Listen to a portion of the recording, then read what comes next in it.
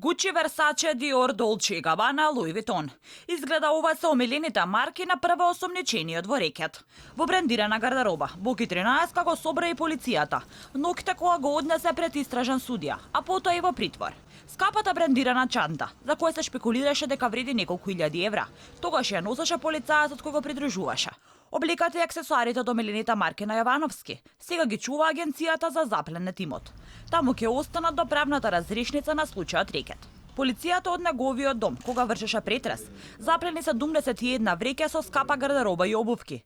Колку чинат, се уште нема информација.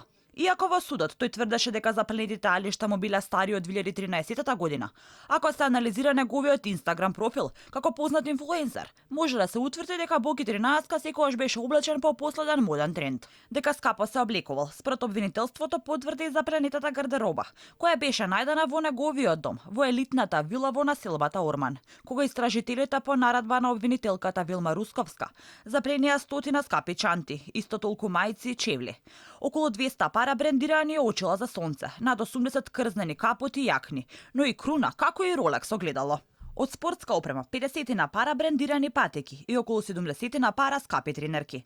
А во вреките кои сега се во просториите на агенцијата за одземен имот, има и брендирани чизми, шешири, скапи фармерки, од дела од познати марки, па дури и над 20 пара папучи, но и многу скапи парфеми.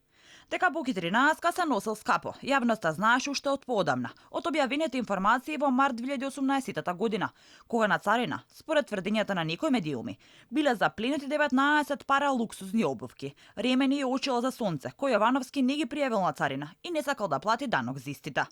Останува отворено прашањето, дали воопшто Боки 13 плати казна за ова и каде заврши запленетата гардероба која беше најдена на граница.